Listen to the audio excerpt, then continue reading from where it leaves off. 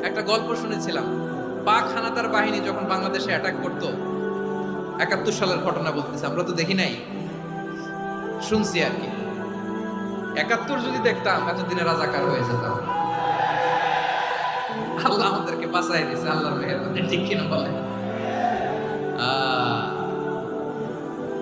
মন মতো হইলে মুক্তিযোদ্ধা, মন মতো না হইলে রাজাকার। কত কিছু দেখলাম এই শাহবাগের বুকে। আল্লাহ, ৭১ সালে দেখি নাই, আমরা শুনেছি। পাক হানাদার বাহিনী জিজ্ঞেস করত মুসলিম না অমুসলিম চেক করার জন্য, বলতো কালেমা বল, কালেমা বাতাও।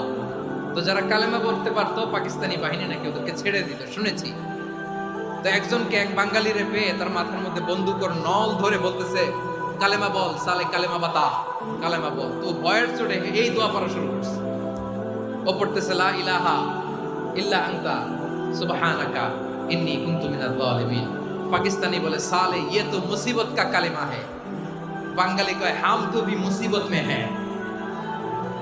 পাকিস্তানি বলে বেটা কোন দোয়া বললি, এটা তো মুসিবতের কালেমা। কয় আমিও তো মুসিবতে আছি, আমার মাথার মধ্যে বন্দুক ধরে তুমি আমারে কালেমা জিজ্ঞেস করো, এখন কোনটা কালিমা আর কোনটা কি দোয়া, আমার হুঁশ আছে নাকি?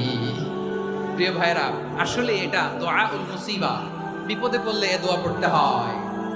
লা ইলাহা ইল্লা আনতা সুবহানাকা ইন্নী কুনতু মিনাজ জালিমিন। এটা পড়বেন আপনারা।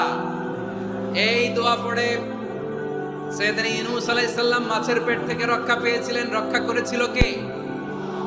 তুমি ইউনূস নবীরে যখন খাইলো মাছেতে গিলিয়া, ফেরেশতা পাঠাইয়া দিলে ইসমে আজম দিয়া। প্রাণে ছিল যাহার ভয় সেথা পাইল আশ্রয়, প্রাণে ছিল যাহার ভয় সেথা পাইল আশ্রয়। মাছের পেট হতে সে যে পেল পরিত্রাণ। আল্লাহু আল্লাহু তুমি জাল্লে জালালুহু, শেষ করা তো যায় না গে তোমার গুণগান। আল্লাহু আল্লাহু সুবহানাল্লাহ পড়ে।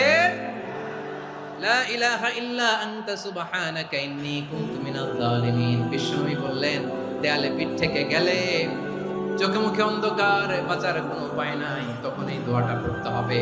এই দোয়া পড়ে আল্লাহর কাছে ফরিয়াদ করলে বিপদ মুক্ত করবেন কে? কেন এই দোয়াটা আল্লাহর কাছে বড্ড প্রিয় জানেন ভাইরা? কারণ এই দোয়ার মধ্যে 3টা জিনিস আছে। আমি যেরকম আঙ্গুল উঁচু করেছি এরকম করেন তো। 3টা। কয়টা? 3টা। 1 নম্বরে হচ্ছে তাওহীদ, 2 নম্বরে তাসবিহ, 3 নম্বরে তাকরীর। আই রিপিট, আবারও বলছি।